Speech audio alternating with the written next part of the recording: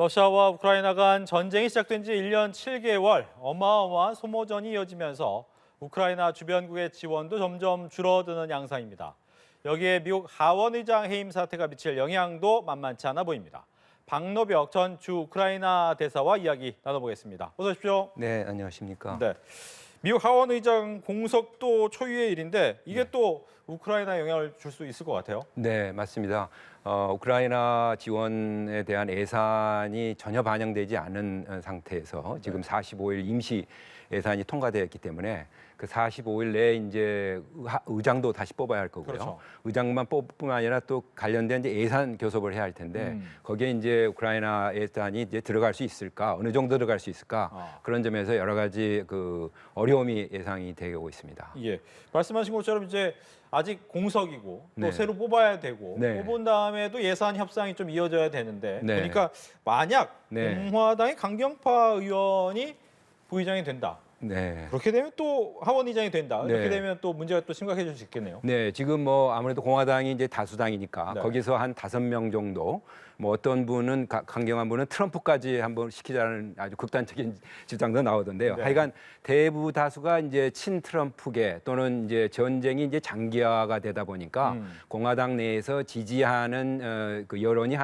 본래는 한 77%였는데 한 50% 정도로 빠졌어요. 이제 뭐 그런 여러 가지 이제 고립주의적인 경향이 아무래도 등세하면서 이런 현상이 나오는 것 같습니다. 예, 일단 뭐 바이든 대통령 입장에서는 이 우크라이나 지원에 대해서 계속 얘기를 해왔기 때문에 이번에 네. 이런 얘기를 하셨어요. 중대한 연설을 하는데 네. 자금을 마련할 수 있는 다른 수단이 있다. 네. 이 다른 수단이 과연 어떤 게 있습니까? 일단은 당장제 생각해 볼 수 있는 게 작년 그러니까 5월에 네. 우크라이나 민주주의 방어를 위한 무기 대여 임대법이라는 걸 만들었어요. 이건 사실 이제 우크라이나 정부하고 그런 무기를 이제 계약을 할 수 있도록 네. 그러니까 저쪽에서 돈을 못 주면은 미리 조금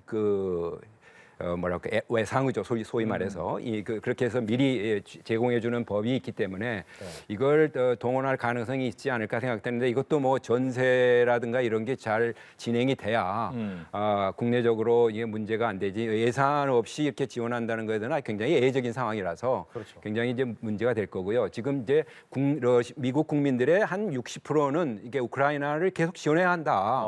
이제 공화당 쪽에서만 좀 한 50% 이렇게 주저앉았지. 전반적인 이거는 민주주의라든가 외국의 그런 그 침략을 받은 경우에 지원을 하는 게 맞다 하는 의견들이 한 59%에서 60% 돼요. 네. 그러니까 아마 바이든 대통령도 이런 전체적인 국민들의 여론을 의식해서 먼저 국민들한테 호소를 하고 이걸 기초로 해서 뭔가 특단의 조치를 내지지 않으실까 하는 생각을 좀 해볼 수 있을 것 같습니다. 네, 지원이라는 게 이제 뭐 물자, 그러니까 돈이 갈 수도 있겠지만 여러 가지 물자도 필요한 거잖아요. 군수 그렇습니다. 물자가. 군수 물자가 필요합니다. 네, 보니까 이제 일단 미 정부에서는 이란한테 뺏은 탄약이 있는데 네. 이 탄약을 좀 주겠다라고 네. 하는데 이 양이 110만 발 정도예요. 네네. 그렇게 또 많은 양이라고 할 수는 없는 것 같긴 해서 그렇습니다. 이게 과연 네. 도움이 되겠느냐라는 생각이 들어요. 네, 이게 저도 보니까 그게 이제 이란이 그 예멘 후티족으로 이제 그 지원하는 무기를 이제 안보리 결의에 의해서 금지가 돼 있는데 그걸 이제 수송하는 과정에서 아마 미국이 그거를 압류를 한 것 같습니다. 그래서 이건 불법 무기니까 이제 그렇게 해서 전용하겠다는 건데 내용은 보니까 뭐 수류탄이라든가 또는 또 이 소총, 기관총 이런 약간의 소형 탄약을 중심으로라서 아무래도 뭐 없는 것보다 낫겠죠. 그렇지만 하여간 대포, 포탄이라든가 뭐 이런 큰 대형 무기는 아니기 때문에 좀 제한적일 거다 하는 생각은 좀 듭니다. 예, 이제 나토 군사위원장의 발언도 좀 의미심장한데 탄약통의 바닥이 보인다. 근데 이 정도 되면 이제 보통 군사 지원은 나토 쪽에서 많이 하는 거잖아요. 그렇습니다. 근데 나토도 탄약이 별로 없다 이렇게 봐야 돼요. 그건 좀 이제 이 국방위원장이 좀 경고성 내지는 좀 주의를 경각시키기 위해서 발언한 걸로 이제 평가가 됩니다. 왜냐하면 물론 한 30년 동안 전쟁이 없었기 때문에 이게 무기 생산이라든가 이런 가동 시설이 굉장히 이제 그 줄어들어 있는 상태죠. 그래서 지금 빨리 생산을 늘려야 한다. 생산 능력이 지금 부족하다는 걸 지적한 거고요. 네. 또 이번에 이렇게 침공이 생기니까 국방비를 전부 나토 29개국들이 전부 2%씩 올리겠다 이렇게 아하. 했는데 실제로 아직까지 9개 폴란드라든가 뭐 미국 외에 9개 나라만 2% 됐지 다른 나라는 아직 도달이 안 됐거든요. 그러니까 예산도 빨리 반영을 해서 이 무기가 다 없어지면은 이제 우크라이나 다음에 이제 침공이 더 확대된다는 걸 경고를 주기 위한 걸로 좀 풀이됩니다. 예.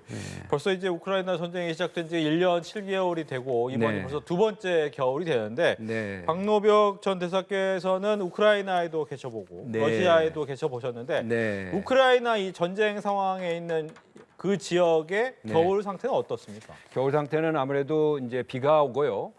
그러게 되게 이제 좀 유도가 좀 낮은 데다가 그 비가 많이 오면은 이제 진창이 돼가지고 앞으로 한 4, 5주 만에는 이제 비가 많이 올 겁니다. 그렇게 되면은 그 평화지대라서 이게 보통 이제 흑토 평화지대거든요. 그래서 그런 이제 수분을 포함하는 이제 토양이 이게 상당히 진흙탕이 돼가지고 네. 탱크라든가 이런 이제 수송 수단을 이제 그 이동하기가 굉장히 어려워지는 거죠. 그리고는 이제 겨울이 오면 이제 얼게 되고, 아하. 그래서 아마 우크라이나 군 쪽에서는 이제 그걸 한번 지난 겨울을 경험했기 때문에 그렇죠. 이번에 아마 대비를 철저히 하고 있다고 그런 겁니다. 그래서 이 소형 부대 형식으로 그거를 이제 꼭 이제 탱크라든가 이런 거를 동원하기보다는 부대의 그런 이제 보병 부대 중심으로 소형 대열을 찌어서 네. 하겠다는 건데 이것도 이제 뭐 그 서로 간의 이제 전략이니까 좀 이제 러시아의 반응도 좀 보면서 좀 해야겠죠. 예. 그러면 양측 모두 이제 전차나 탱크가 움직이기는 쉽지 않은 그렇습니다. 상황이면 미사일이나 네. 드론이나 네. 좀 공중전이 좀 될 가능성이 높겠네요. 그렇습니다. 네. 그래서 드론이 굉장히 이제 중요한 역할을 하고요. 그래서 지난번에 마지막으로 이제 미국이 3억 불 지원을 해주는 군사 그 지원 품목에 네. 드론이라든가 또는 이제 하이마스 같이 이제 한 90km 나르는 또 그러는 또 장기 이런 포탄 이런 것들이 이제 로켓탄이 이제 들어간 거 있습니다. 예. 보니까 이제 주변에서도 그동안 참 우크라이나에 대한 지원을 네. 주변국에서 많이 했는데 몇 군데에서 이제 좀 힘들다 이런 얘기 하는 것 같아요. 폴란드도 무기 이전 않겠다. 또 네. 슬로바키아도 좀 이탈할 것 같다라고 하는데 네. 분위기가 어떤 겁니까? 뭐 그런 이제 우리 서방의 언론에서 좀 이렇게 뭐라 그럴까 좀 뉴스화 하다 보니까 좀 그렇게 부각이 되는 것 같고요. 물론 이제 그런 정서가 없는 건 아니에요. 네. 이게 전쟁이 아무래도 장기화되다 보니까 에너지 가격도 오르고 여러 가지 물가에 대한 좀 고통이 있다라는 의견 때문에 특히 이제 폴란드는 이제 농산물 때문에 저기 문제가 있었고 지금 10월 중순에 이제 그 내부에 이제 선거가 있습니다. 네. 그러다 보니까 정치적인 그런 지형 때문에 이제 그런 무기를 더 이상 지금 금년에는 줄 수가 없다라는 이제 강경 발언이 나왔는데요. 지난 10월 3일 날 EU를 중심으로 해서 한 EU가 이제 27개국인데 거기서 폴란드, 헝가리, 뭐 라트비아 빼고는 한 24개국 외교 장관이 키예프에 직접 가서 거기서 EU 장관 회의를 했어요. 그런 정도로 이제 결의를 하면서 이제 우크라이나 지원은 계속될 거다 하고 결의를 다짐하면서 내년도에 약 50억 50억 유로니까 한 60억 불이네요. 그걸 이제 커밋하겠다라고 거기 이제 EU 외교수장이 발표할 정도니까 뭐 미국이 안 하면 EU라도 끌고 가겠다 하는 또 물론 서로 상승하는 작용은 있습니다만은 이런 이제 약간의 정치적인 그 혼란 상황에서 EU도 EU 나름대로 중심을 잡아가면서 이걸 치르려고 하고 있는 것 같습니다. 보면 이제 원래 우크라이나가 초반에 밀리는 듯 하다가 네. 반격에 성공을 했고 네. 근데 올해는 5월부터 대반격을 준비했다. 이렇게 네. 얘기를 했는데 네. 성공하셨다라고 평가하실 수 있을까요? 성공이 좀 어렵고 지체에 대해서 지금 이런 이제 예산 문제까지 영향이 오는 건데요. 그게 이제 첫째는 러시아군이 그렇게 만만한 군은 아니다. 왜냐하면 네. 그 사이에 이제 적응하고 대응하는 역을 다 길렀고 방어망도 잘 치고 특히 이제 드론 같은 경우도 이게 전자파를 다 교란을 시켜가지고 상당히 이제 우크라이나 군의 그 공격력을 이제 막은 격에 이제 하나 크고 러시아군의 이제 적응.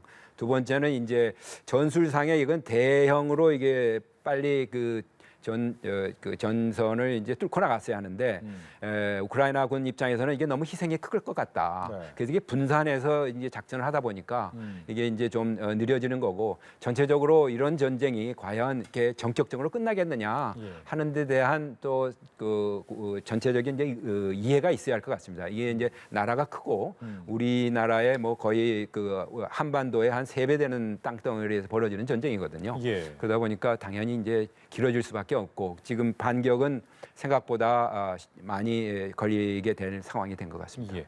러시아에도 이제 계셔 보셨는데 러시아가 지난달에 보니까 국방 예산을 네. 그 전해보다 70% 정도 더 그렇습니다. 늘렸더라고요. 네. 즉 이 뜻은 러시아가 이번 겨울에 뭔가를 결정을 짓겠다 이런 마음을 좀 가진 겁니까? 이번 겨울보다는 이제 내년 3월이 이제 푸틴 대통령 선거가 되다 보니까 네. 뭐 절대로 이제 지금 장악하고 있는 건 양보 안 한다 하는 게 이제 자기들이 공개적으로 얘기하고 있고요. 그리고 이제 지금 1,080억 불 되더라고요. 그러니까 지금 말씀하신 대로 70%인데 재작년에 비해서는 3배예요. 그리고 이제 전체 GDP의 6%고 전체 국가 예산의 거의 30%를 지금 투입할 정도니까 이건 아주 현대식 무기를 써서 장기전으로 돌입하겠다 네. 하는 결의를 좀 보여준 것 같은데 아무래도 내년이 대선이다 보니까 어떤 그 상당한 그 지원을 좀 많이 해야 한다는 게 우선순위에 들어간 것 같습니다. 예. 특히나 이제 크림반도 같은 경우에는 이제 러시아 입장에서는 네. 이미 내 땅이다라고 그렇죠. 생각하는 곳이잖아요. 근데 네. 이제 우크라이나가 좀 공격을 많이 해서 이 네. 부분에서 좀 철수했다 이런 얘기도 있고 네. 분위기가 어떻습니까 이곳은? 네, 지금 그 보니까 이제 크림도 제가 뭐 그 우크라이나 있을 때 몇 번 간 적인데 그게 이제 거기에 있는 흑해 함대 이게 굉장히 중요하죠. 근데 이제 우크라이나가 최근에 그런 장거리 미사일로 그 본부도 공격하고 네. 뭐 그런 통해 이제 여러 가지 이제 그 군함들이 또는 그 상륙함들이 이제 구멍이 나고 뭐 여러 가지 취약되다 보니까 거기에 있는 그 전투함이라든가 한 10대 정도 잠수함 포함해서 그걸 이제 인근의 노보시비르스크라는 쪽으로 옮겼어요. 그렇지만 다 옮긴 건 아니고 아직도 거기에 이제 잠수함이나 이제 이런 이제 상륙함은 남아 있는데요. 아무래도 이제 이런 크림반도에서 이런 일이 자꾸 난다 그러면 푸틴 대통령의 그런 지지라든가 지도력에도 흠집이 가니까 일단은 좀 빼놓은 것 같고요. 그 대신에 이제 수중으로 여러 가지 뭐 지뢰, 어뢰를 넣어가지고 공격을 할 계획도 있다라는 보도도 있는 거 보니까 작전상 약간 후퇴하다가 공격하는 게 러시아의 그 전략이거든요, 항상. 그래서 그런 차원에서 이해가 되는 부분이 있습니다. 예. 벌써 1년 7개월이 넘도록 네. 진행되고 있는 전쟁인데 네. 어떻게 예상하십니까? 더 가겠습니까? 어떻습니까? 아무래도 이제 푸틴 대통령이나 러시아 입장에서는 지금 이제 대선도 있고 대선 치르고 나면 이제 곧 지금 미국 내에 공화당계 특히 트럼프 쪽은 뭐 24시간 만에 자기는 이 당선되면 끝낸다라는 말을 하고 있기 때문에 좀 볼 것 같아요. 그래서 쉽게 평화 협상에 응하더라도 질질 끌 것 같고 우크라이나는 우크라이나대로 이 지금 국내에 어떤 좀 지천은 있지만은 지금 상당한 지금 진전을 못 보기 때문에 이거를 이제 서방에도 좀 보여줘야 하고 이런 여러 가지 서로의 이제 입장 차가 커서 내년까지는 어쨌든 이게 지속될 수밖에 없는 전쟁이 되지 않을까라는 예상이 됩니다. 네. 하나만 더 질문 드리면 네. 뭐 일론 머스크 같은 경우에는 네. 요즘에 우크라이나를 향해서 빨리 그냥 현재 땅 줄 거 주고 그냥 끝내라 뭐 이런 얘기 많이 하잖아요. 네. 이런 얘기도 또 서방에서 나오기도 하고 네, 이 부분은 그렇습니다. 가능성 있는 얘기입니까? 아마 그분은 아무래도 비즈니스맨이다 보니까 네. 자기의 그런 존재감 이런 걸 그런 거 아니겠어요?